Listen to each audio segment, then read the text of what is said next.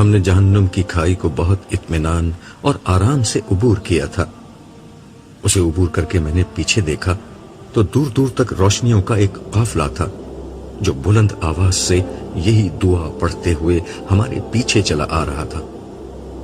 جس کی روشنی جتنی زیادہ تیز تھی وہ اتنی ہی آسانی کے ساتھ اس کھائی کو عبور کر رہا تھا۔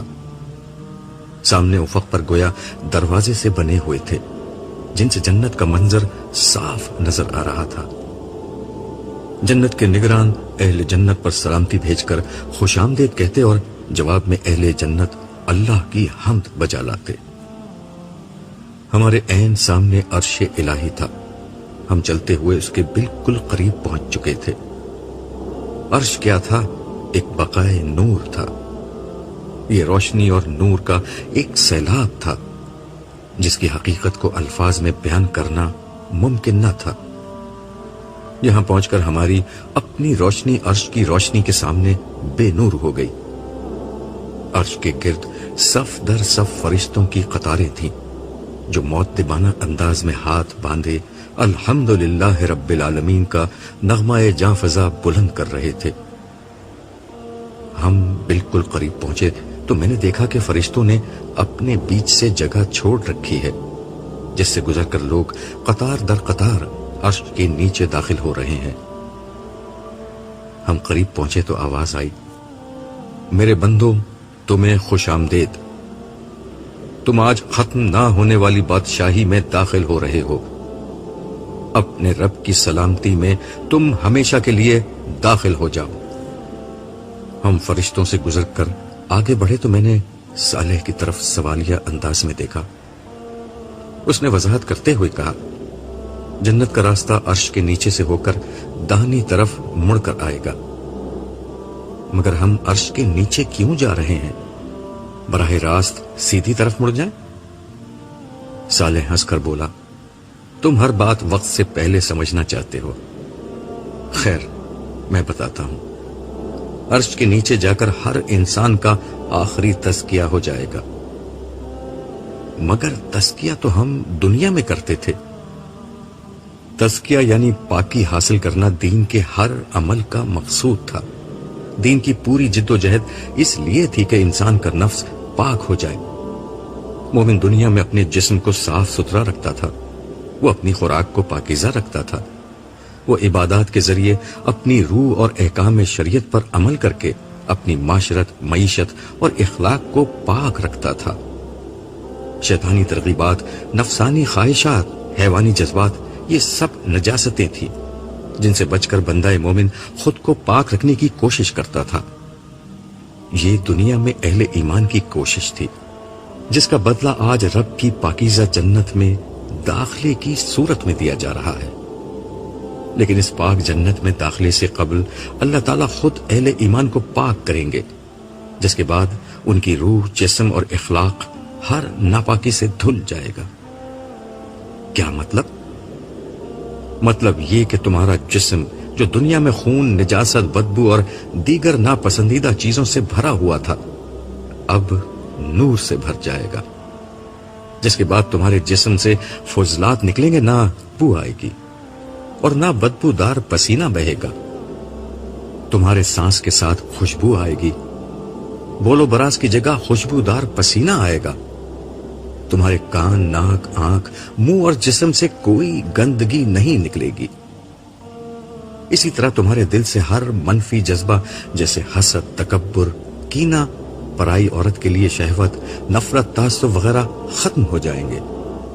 تمہاری سوچ، نظر، جسم اور روح سب پاکیزہ ہو جائیں گے۔ میں نے خوش ہو کر کہا، سبحان اللہ، پھر تو جینے کا لطف آ جائے گا۔ یہی نہیں بلکہ تمہاری صلاحیتیں اور طاقتیں غیر معمولی طور پر بڑھ جائیں گی۔ تمہیں نیند کی ضرورت ہوگی نہ آرام کی، تم تھکو گے نہ نڈھال ہوگے، بور ہوگے نہ بیزار ہوگے، ڈپریس ہوگے نہ ٹینشن کا شکار ہوگے۔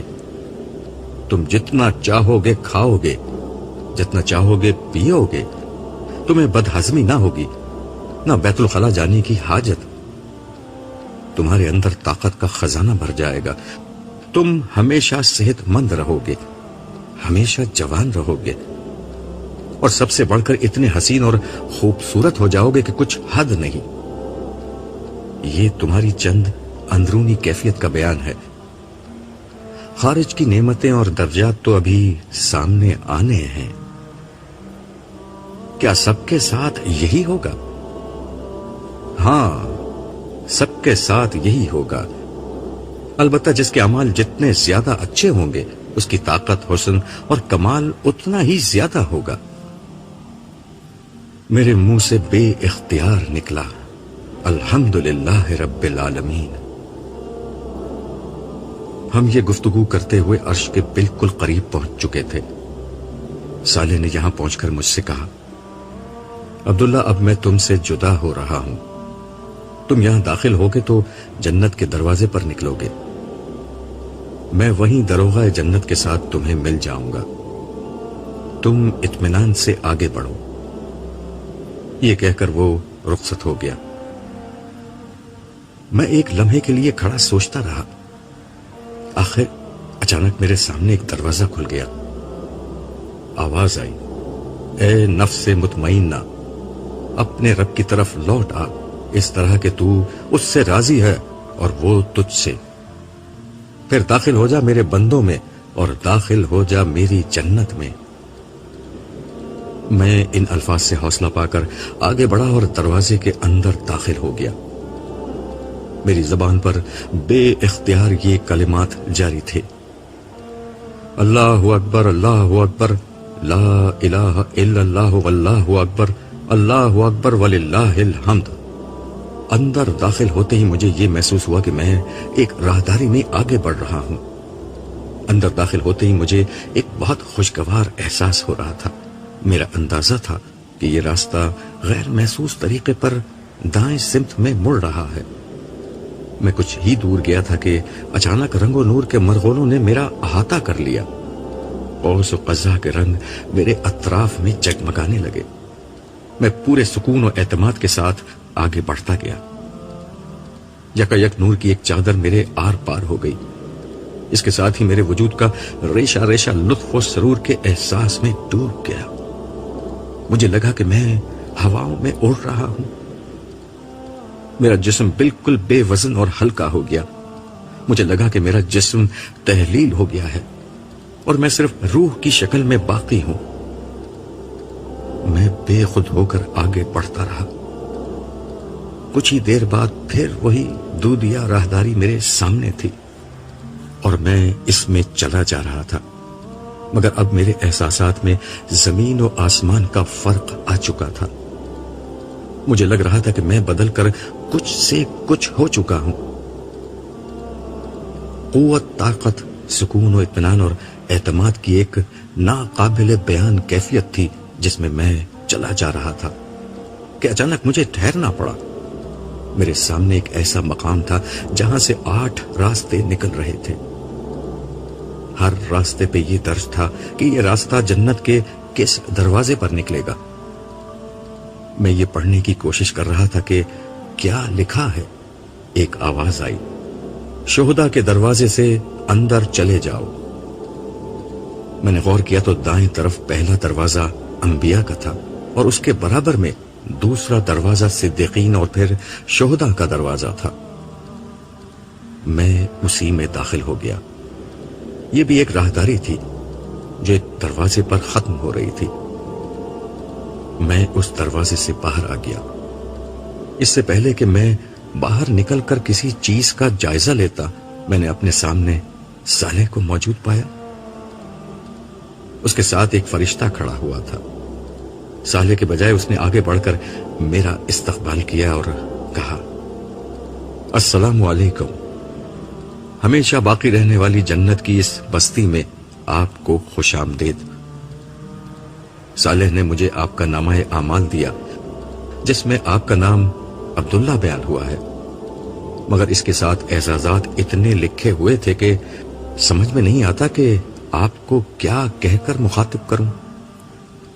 صالح نے مداخلت کرتے ہوئے کہا، سر دست سردار عبداللہ سے کام چلائیے، کیونکہ مجھے اللہ تعالیٰ نے ان کی موت کے بعد یہ کہہ کر ان کے استقبال کے لیے بھیجا تھا کہ میرا بندہ عبداللہ سردار ہے، اسے لے کر میرے پاس آؤ۔ ٹھیک ہے سردار عبداللہ، ختم نہ ہونے والی بادشاہی میں آنا مبارک ہو۔ یہ کہتے ہوئے اس نے مجھ سے معانقہ کیا۔ ہمارے میزبان کا نام کیا ہے؟ معانقہ کرتے ہوئے میں نے صالح سے پوچھا۔ یہ میزبان نہیں، دربان ہے، اور ان کا نام رضوان ہے۔ رضوان ہنستے ہوئے بولے، یہاں میزبان آپ ہیں سردار عبداللہ، یہ آپ کی بادشاہی ہے، ذرا دیکھیے تو آپ کہاں ہیں؟ اس کے کہنے پر میں نے نظر دوڑائی تو دیکھا کہ میں ایک بالکل نئی دنیا میں داخل ہو چکا ہوں۔ یہاں آسمان و زمین بدل کر کچھ سے کچھ ہو چکے تھے۔ نئے آسمان اور نئی زمین پر مشتمل یہ ایک ایسی دنیا تھی جہاں یقیناً سب کچھ تھا، مگر اس کے حسن اور کاملیت کو بیان کرنے کے لیے میرے پاس الفاظ نہیں تھے۔ میں زندگی بھر ایک قادر الکلام شخص رہا، مجھے زبان و بیان پر غیر معمولی عبور حاصل تھا۔ الفاظ میری دہلیز پر سجدہ کرتے اور اسالیب مجھ پر القا ہوتے۔ خدا نے مشکل سے مشکل حقائق کے بیان کو ہمیشہ میرے لیے بے حد آسان کیے رکھا تھا، مگر اس لمحے مجھے اندازہ ہوا کہ دنیا کی ہر زبان ان حقیقتوں کو بیان کرنے سے عاجز ہے جو میرے سامنے موجود تھیں۔ میں بالکل اسی کیفیت میں تھا جو پتھر کے زمانے کے کسی انسان پر صنعتی دور کے کسی جدید شہر میں اچانک آ کر طاری ہو سکتی تھی۔ جو شخص اپنے غار کو لکڑیاں جلا کر روشن کرتا رہا ہو، وہ اچانک لیزر لائٹ کی قوس و قزح اور ٹیوب لائٹ کی دودھیا روشنی کے جلوے دیکھ لیتا تو کبھی اس کی حقیقت کو بیان کرنے کے لیے الفاظ نہیں پا سکتا تھا۔ یہی کیفیت اس وقت میری تھی۔ صالح میری بے خودی دیکھ کر بولا، سردار عبداللہ، بے خود ہونے کے لیے ابھی بہت کچھ ہے، بہتر ہے کہ آپ اپنی منزل کی طرف چلیے۔ رضوان نے ایک راستے کی طرف اشارہ کرتے ہوئے کہا، چلیے، آپ کی رہائش گاہ کا علاقہ اس سمت میں ہے۔ ہم آگے بڑھے۔ ایک دبی سرخ رنگ کا قالین اس راستے میں بچھا ہوا تھا۔ ہم اس پر چلنے لگے۔ اس راستے میں دونوں سمت فرشتوں کی قطار تھی جو ہاتھوں میں گلدستے لیے، ریشمی رومال لہراتے، پھولوں اور خوشبوؤں کا چھڑکاؤ کرتے، سلام و مرحبا کہتے میرا استقبال کر رہے تھے۔ یہ ایک طویل راستہ تھا جو دور تک چلتا چلا جا رہا تھا۔ بچپن میں تصوراتی پرستان اور کوقاف کی کہانیاں شاید سب سنتے پڑھتے ہیں۔ یہ راستہ ایسے ہی کسی پرستان پر جا کر ختم ہو رہا تھا۔ دور سے اس پرستان کی بلند و بالا تعمیرات نظر آ رہی تھیں۔ یہ عالیشان عمارات اور شاندار محلات کا ایک منظر تھا جو سبزے سے لدے پہاڑوں، اس کے دامن میں پھیلے پانی کے فرش اور نیلگو آسمان کی چھت کے ساتھ ایک خیالی دنیا کی تصویر لگ رہا تھا۔ میں نے رضوان سے پوچھا، اس وقت ان گنت لوگ جنت میں داخل ہو رہے ہیں، آپ کے پاس کیا اتنا فارغ وقت ہے کہ سب کو چھوڑ کر میرے ساتھ آ گئے ہیں؟ وہ ہنس کر بولے، یہاں وقت رکا ہوا ہے، آپ یوں سمجھیں کہ دو جنتی جو ایک کے بعد ایک کر کے اندر داخل ہو رہے ہیں، ان کے اندر آنے میں کافی وقفہ ہوتا ہے، اور جو جنتی ذرا کم درجے کے ہیں وہ تو مہینوں اور برسوں نہیں، صدیوں کے فرق سے اندر آئیں گے۔ میں نے صالح کی سمت دیکھ کر کہا، نائمہ؟ میری بات کا جواب رضوان نے دیا، سردار عبداللہ، آپ تو بہت پہلے اندر آ گئے ہیں، آپ کی اہلیہ محترمہ نائمہ اور دیگر لوگ کچھ عرصے ہی میں یہاں آ جائیں گے، مگر اس وقت میں آپ کے کرنے کا یہاں بہت کام ہے۔ آپ کو اپنی جنت، اپنی اس دنیا، اس کی بادشاہی، یہاں کے خدام اور دیگر متعلقہ لوگوں سے واقفیت حاصل کرنی ہے۔ اچھا، یہاں اور کون ہے؟ دیکھیے، یہ آپ کے خدام میں سے چند نمایاں لوگ کھڑے ہیں۔ رضوان کی توجہ دلانے پر میں نے دیکھا کہ فرشتوں کے بعد قطار میں دونوں سمت ایسے لڑکے کھڑے تھے جو اپنی ٹین ایج کی ابتدا میں تھے۔ مجھے اندازہ ہو گیا کہ یہ غلامان ہیں، اور یہی وہ لڑکے ہیں جن کے لیے قرآن نے موتیوں کی اصطلاح استعمال کی تھی۔ یہ واقعتاً ایسے ہی تھے۔ بلکہ شاید موتیوں سے بھی زیادہ شفاف اور چمکتے ہوئے۔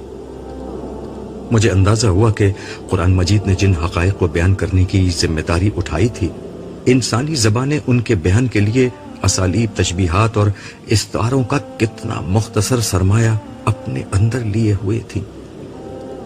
آج جو حقائق سامنے تھے وہ بیان کرنے کے نہیں، صرف دیکھنے اور محسوس ہونے کی چیز تھے۔ یہ غلامان بھی ایک ایسی ہی حقیقت تھے۔ فرشتوں کی طرح غلامان بھی پرجوش انداز میں میرا استقبال کر رہے تھے۔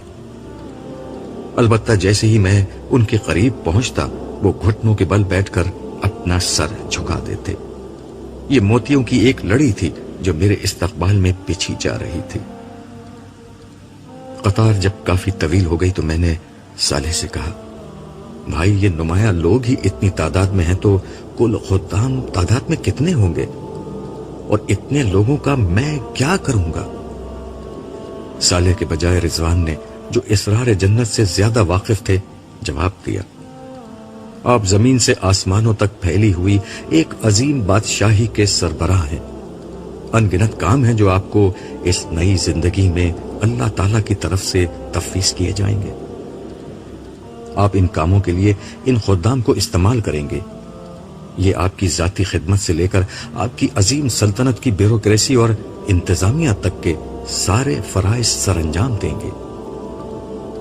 تو گویا جنت میں بھی عیش و فراغت کی جگہ نہیں ہے، یہاں بھی کام کرنا ہوگا۔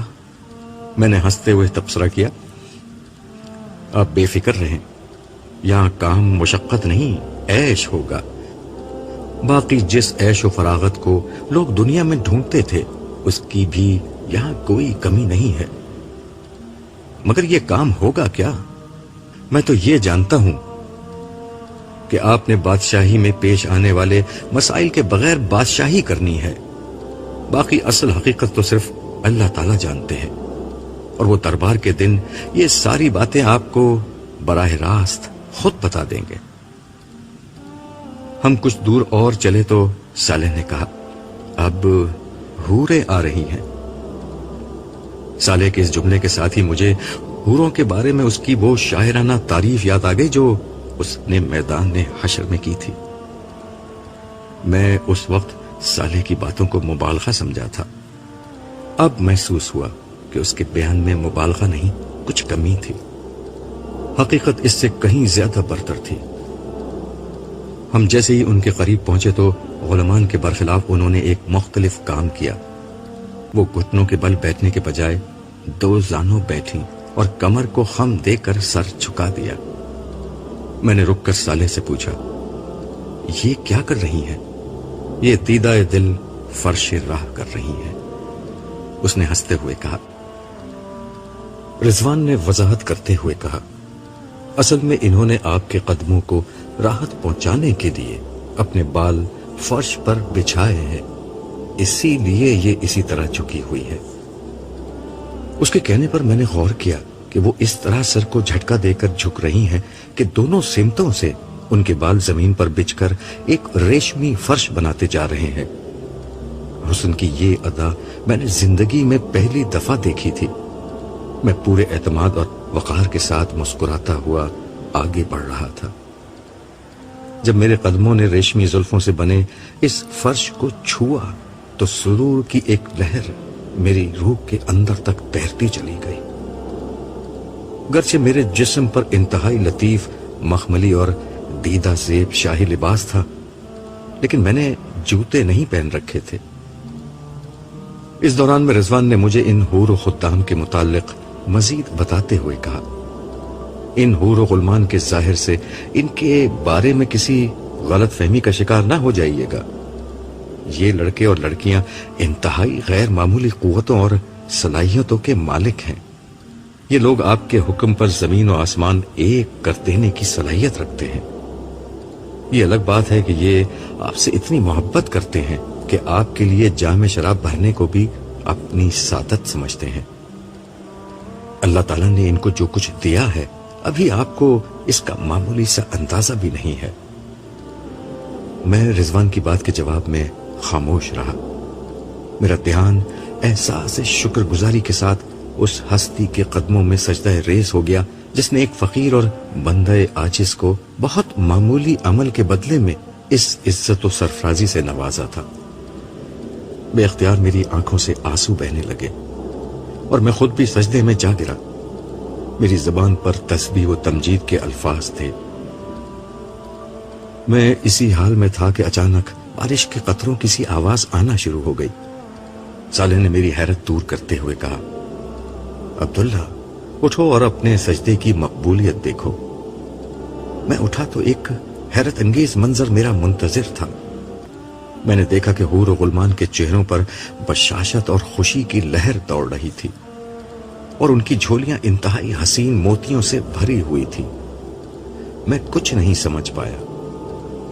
صالح نے میری حیرت دور کرتے ہوئے کہا، خدا نے تمہاری طرف سے ان کو بخشش عطا کی ہے۔ تمہاری آنکھوں سے تو آنسو ہی بہے تھے، مگر خدا نے ان کو قبول کر کے موتیوں کی برسات برسا دی۔ یہ ان کے لیے تمہاری آمد پر ایک تحفہ ہے جو ان کی زندگی کی سب سے قیمتی متاع ہے۔ ہم دوبارہ چلنے لگے اور آخرکار یہ استقبالی قطار ایک بلند و بالا دروازے پر ختم ہوئی۔ ہمارے قریب پہنچنے سے قبل ہی دروازے کے دونوں پٹ کھل چکے تھے۔ یہاں سے رضوان واپس لوٹ گئے اور میں صالح کے ساتھ اپنی رہائش گاہ میں داخل ہو گیا۔ رہائش گاہ کا لفظ میں نے اس لیے کہا کہ کاٹیج ہٹ، گھر، مکان، عمارت، بلڈنگ، بنگلہ، کوٹھی اور محل، قصر اور شہر جیسے تمام الفاظ میری اس رہائش گاہ کو بیان کرنے کے لیے قطعاً ناکافی تھے۔ یہ تا حد نظر پھیلا ہوا ایک وسیع علاقہ تھا جو سر سبز پہاڑوں، ان پر فلک بوس محلات، ان کے دامن میں میلوں پھیلے باغات، ان کے نیچے بہتی ندیوں اور دریاؤں کا ایک ایسا مجموعہ تھا جن کے بیان کے لیے شاید الفاظ تو وہی ہیں جو میرے ذہن میں تھے، مگر ان کی حقیقت، ان کا حسن اور ان کی شان و شوکت ایک بالکل مختلف چیز تھی۔ میں نے اس وسیع منظر نامے پر نظر ڈالتے ہوئے صالح سے دریافت کیا، اتنے سارے محلات میں سے میری رہائش گاہ کون سی ہے؟ اس نے ہنستے ہوئے کہا، یہ محلات تمہاری رہائش گاہ نہیں، یہ تمہارے قریبی خدام کی رہائش گاہ ہے۔ تمہاری رہائش یہاں سے کافی دور ہے، تم چاہو تو پیدل بھی جا سکتے ہو، مگر بہتر ہے کہ اپنی سواری میں جاؤ۔ یہ کہہ کر اس نے ایک طرف بڑھنے کا اشارہ کیا۔ میں نے اس سمت دیکھا تو ایک انتہائی شاندار مگر قدرے چھوٹا سا گھر بنا ہوا تھا۔ چھوٹا اس دنیا کے حساب سے تھا، وگرنہ پچھلی دنیا کے اعتبار سے یہ کوئی عظیم الشان محل جتنا وسیع تھا۔ مگر عجیب بات یہ تھی کہ صالح توجہ نہ دلاتا تو میں کبھی اس کی موجودگی محسوس نہیں کر سکتا تھا، کیونکہ یہ مکمل طور پر شیشے کا بنا ہوا اور اتنا شفاف تھا کہ اس کے آر پار سب کچھ نظر آ رہا تھا۔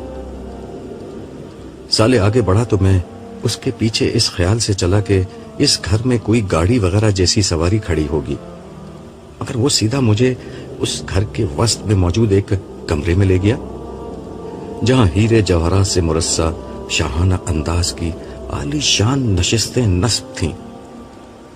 صالح نے مجھے اشارے سے بیٹھنے کے لیے کہا، پھر وہ بولا، یہ تمہاری سواری ہے، تمہیں تمہاری منزل تک پہنچا دے گی۔ میں تمہیں تنہا چھوڑ رہا ہوں تاکہ تمہیں یہ معلوم ہو جائے کہ یہاں کے اصل بادشاہ تم ہو۔ تمہیں کسی سہارے، کسی خادم اور کسی فرشتے کی مدد کی کوئی ضرورت نہیں ہے۔ تم جو چاہو گے وہ خود بخود ہو جائے گا۔ اب میں تمہیں تمہارے گھر میں ملوں گا۔ قبل اس کے کہ میں کچھ کہتا وہ باہر نکل گیا۔ صالح کی اس بات پر میں شوق میں آ گیا تھا، بلکہ سچی بات تو یہ ہے کہ جنت میں داخلے کے بعد سے میں ایک مسلسل شوق کی حالت میں تھا۔ ہر لمحے ملنے والی مسرت آمیز صدمات نے مجھے قدرے معاف کر دیا تھا۔ تاہم کچھ دیر میں خود کو سنبھال کر میں سوچنے لگا کہ میں کہاں ہوں اور کیوں ہوں، اور یہ کہ صالح نے مجھ سے ابھی کیا کہا تھا۔ صالح کے الفاظ کو میں نے ذہن میں دہرایا اور اس کی بات کا مطلب سمجھ میں آتے ہی مجھ میں انتہائی غیر معمولی اعتماد پیدا ہو گیا۔ مجھے لگا کہ میری بادشاہی اس لمحے سے شروع ہوتی ہے۔ تاہم سوال یہ تھا کہ یہ گھر یا سواری چلے گی کیسے؟ میں نے دل میں سوچا کہ صالح نہیں ہے تو کیا ہوا، وہ رب تو اس لمحے بھی میرے ساتھ ہے جو دنیا میں زندگی بھر میرے ساتھ رہا تھا۔ اس کے ساتھ ہی مجھے بے اختیار قرآن کریم کا یہ بیان یاد آ گیا کہ جنت میں بندوں کی ہر درخواست سبحان اللہ کہنے سے پوری ہو جایا کرے گی۔ میں نے دھیرے سے کہا سبحان اللہ۔ اس کے ساتھ ہی یہ گھر جو ایک سواری تھا خود بخود فضا میں بلند ہونے لگا۔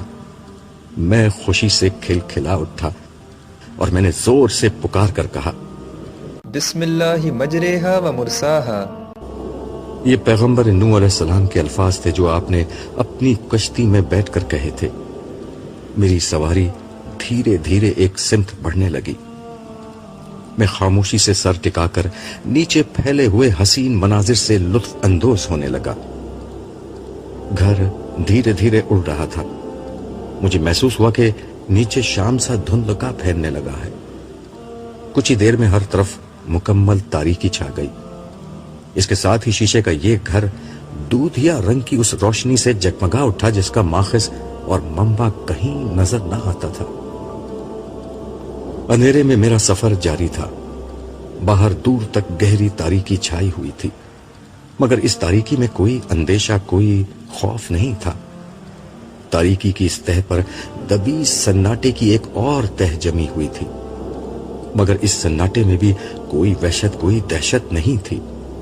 اندھیرے کی طرح یہ سناٹا بھی اپنے اندر ایک عجیب نوعیت کا سکون اور سرور لیے ہوئے تھا۔ ایسا لگتا تھا کہ خاموشی کے بغیر آواز کے نغمے بکھرے ہوئے ہیں جو کانوں کے بجائے دل کے دروازوں سے وجود ہستی پر ہولے ہولے دستک دے رہے ہیں۔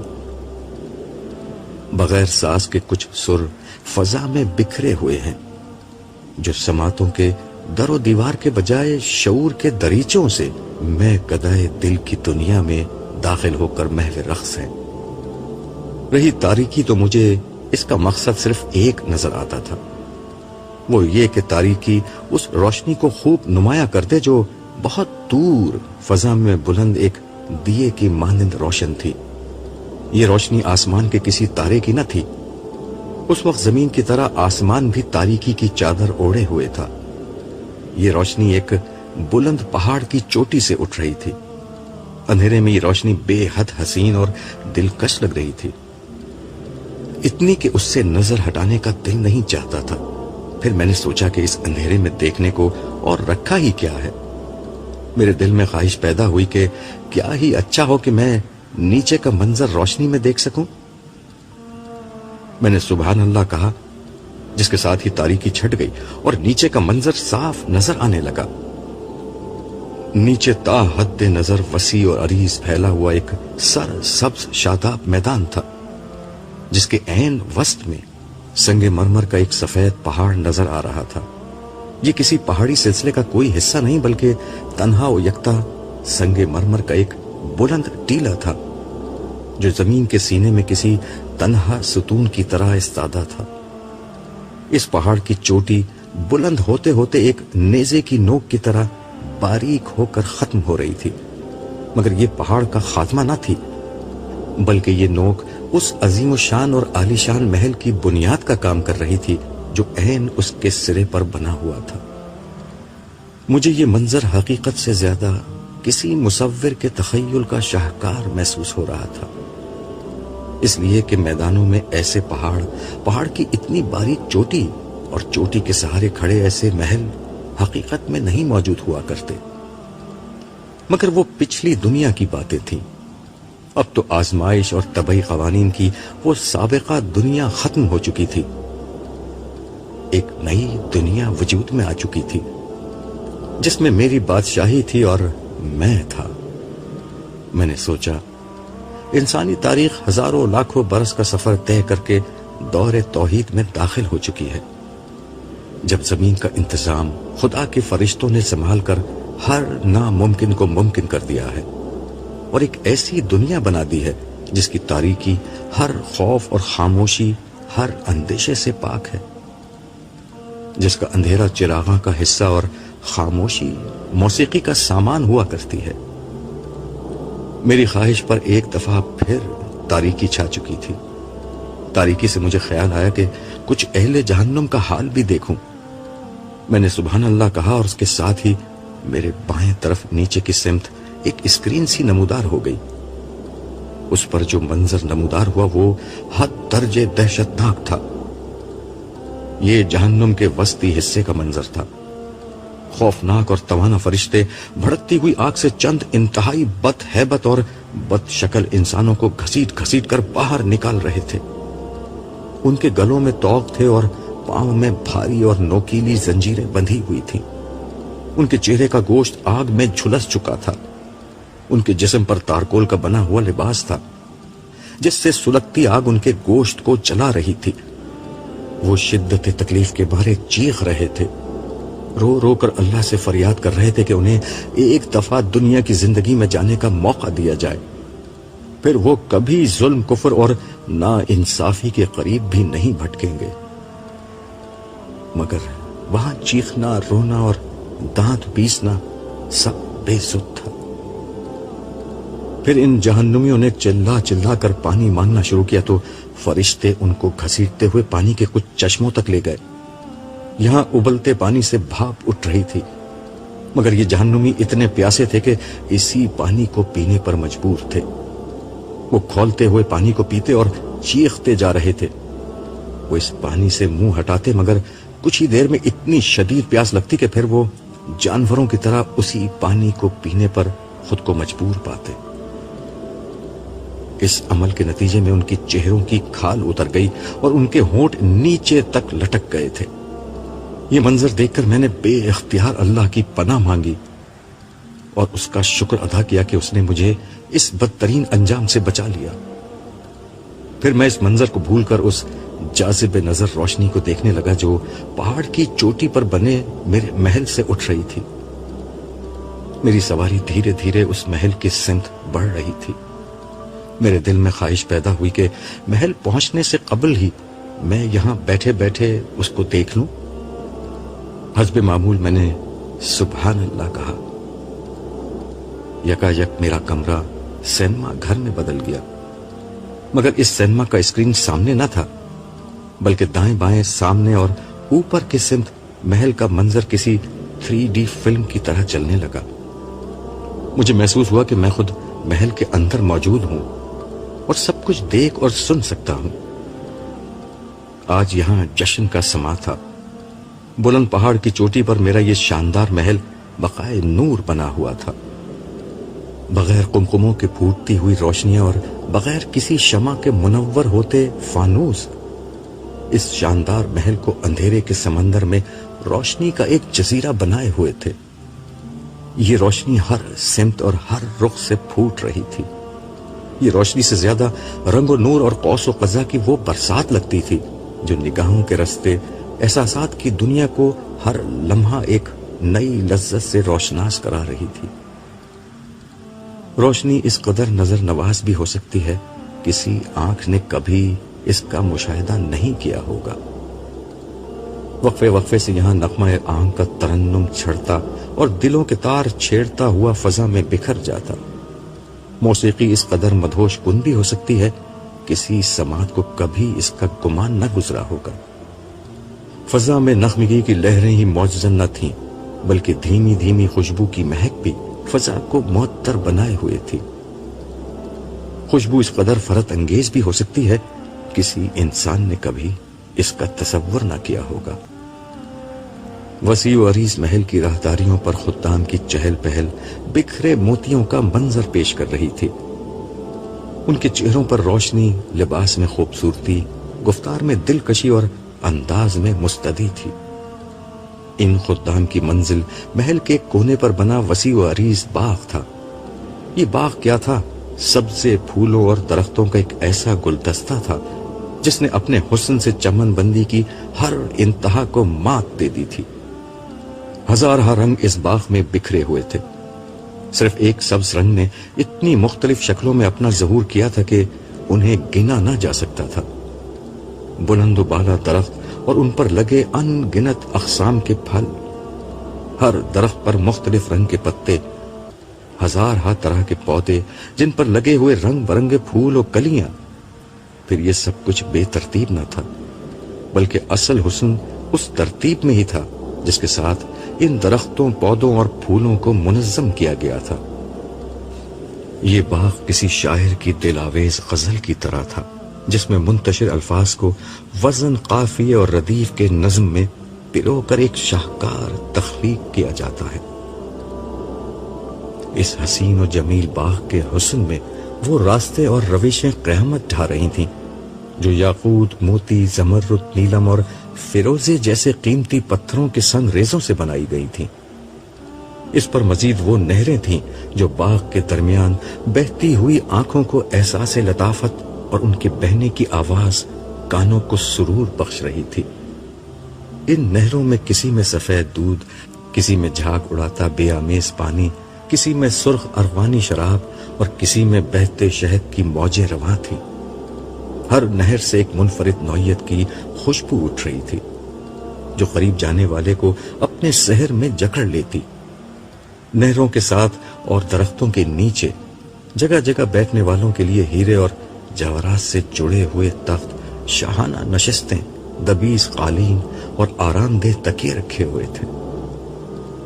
خوبصورت روشوں، دلکش نہروں، خوش رنگ پھولوں، خوش نما پتوں اور خوش ذائقہ پھلوں کا نذرانہ پیش کرتا ہوا یہ باغ چاروں طرف سے کھلا ہوا تھا۔ یہاں گہری مگر خوشگوار خنکی چھائی ہوئی تھی۔ کبھی کبھی ہوا کا کوئی جھونکا اٹھتا اور کسی نئی خوشبو سے اس خنکی کو معطر کر دیتا۔ باغ سے دور تک نظارہ بالکل صاف نظر آ رہا تھا۔ باہر جو اندھیرا ہر منظر کو نگل رہا تھا، یہاں حیرت انگیز طور پر اس کا کوئی اثر محسوس نہ ہوتا تھا۔ دور تک ایک عظیم الشان شہر کی بلند عمارات اور ان میں جگمگاتی روشنیاں تھیں جو رات کے چمکتے ہوئے جگنوؤں کا منظر پیش کر رہی تھیں۔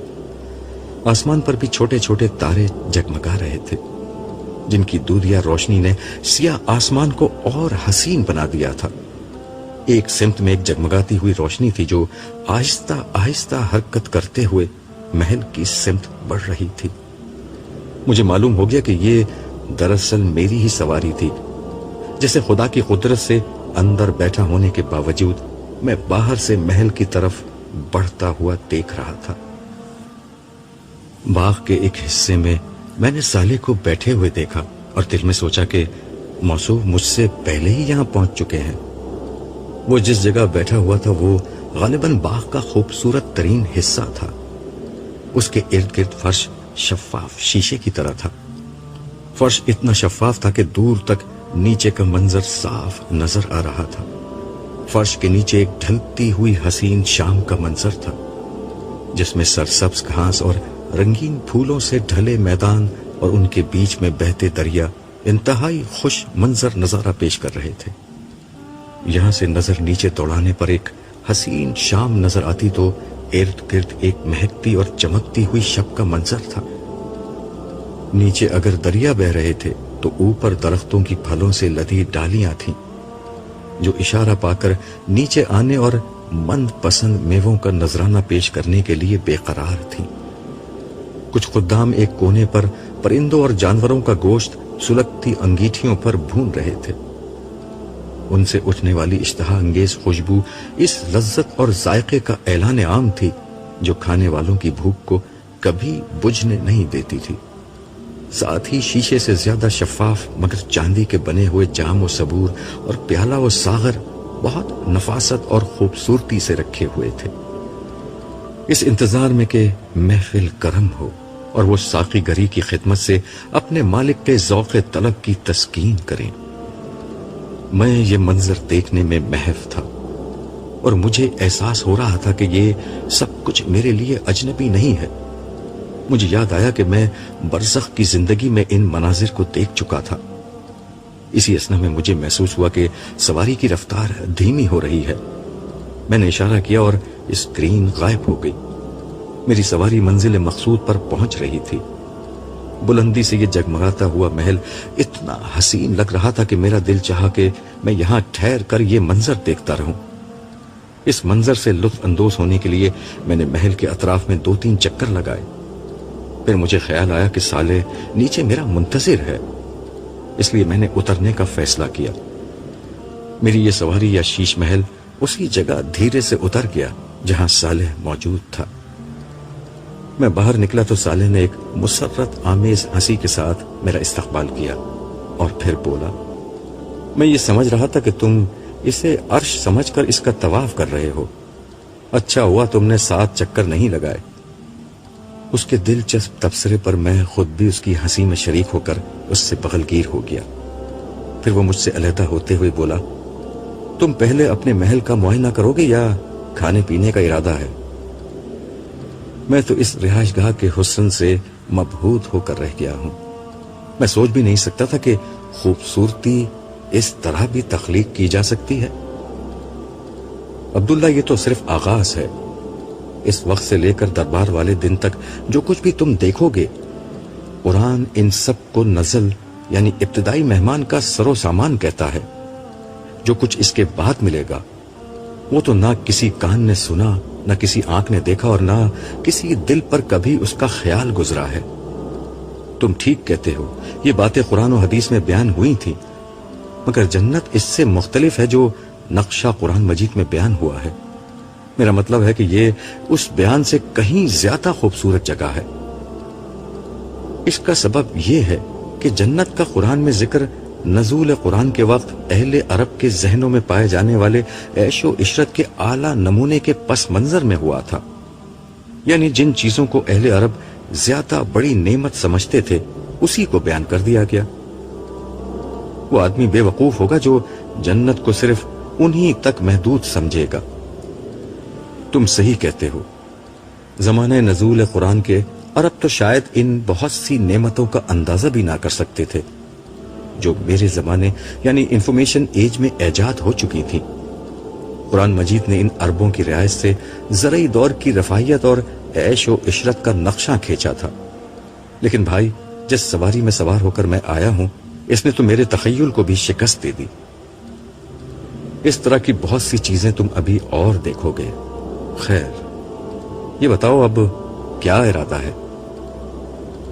میں اس کی بات سنی انسنی کرتے ہوئے ارد گرد پھیلے ہوئے حسین ماحول میں کھو گیا۔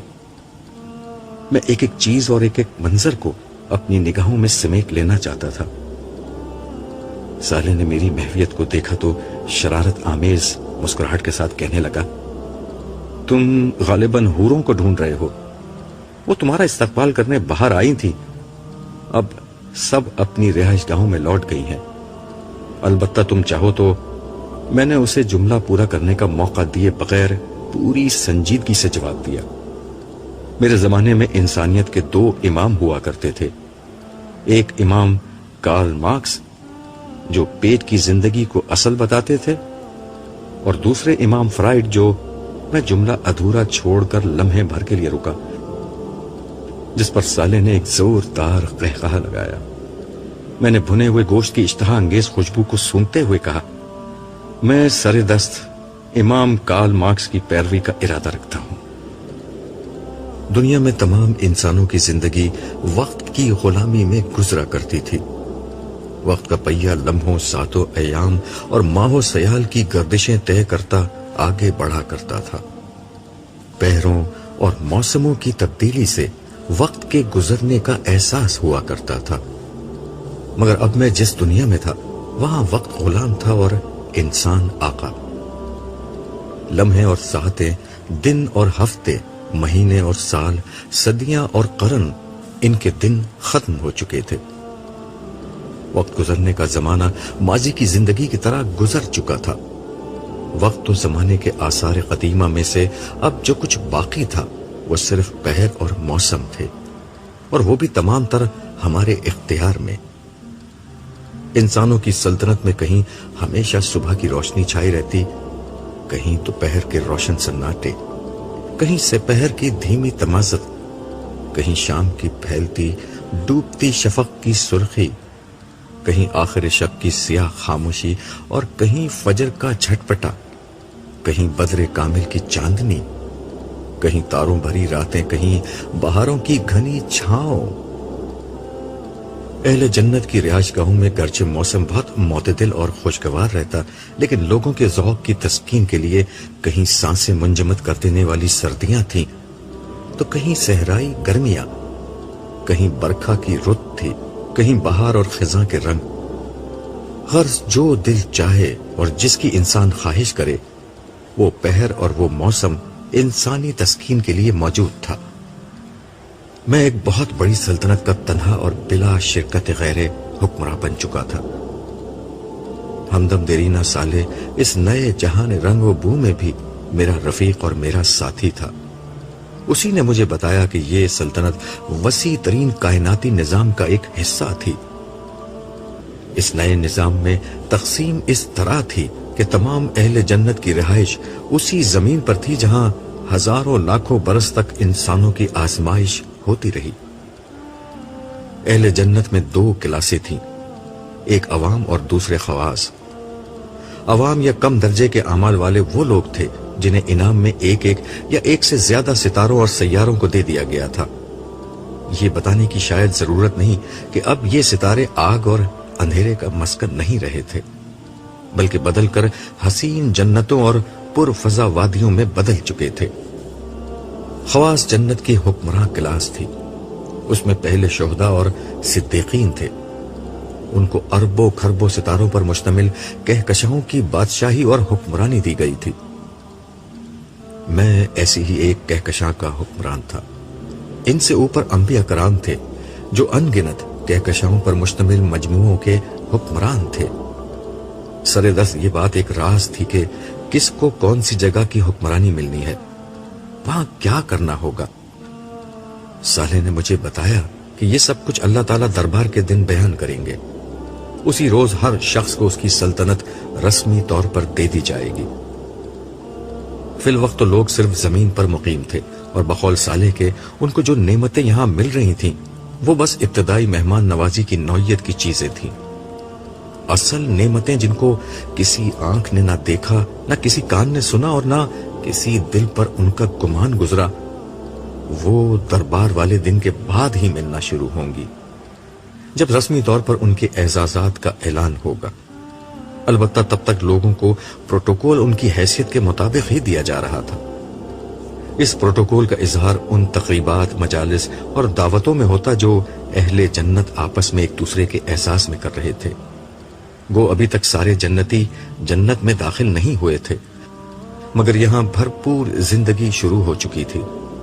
پیچھے حشر میں صرف اتنا ہو رہا تھا کہ ایک کے بعد ایک کر کے صالحین جنت میں داخل ہو رہے تھے، مگر یہاں وقت چونکہ رکا ہوا تھا، اس لیے صرف 2 لوگوں کے داخل ہونے کے درمیان بھی ان گنت سال اور صدیاں حائل ہو جاتے تھے۔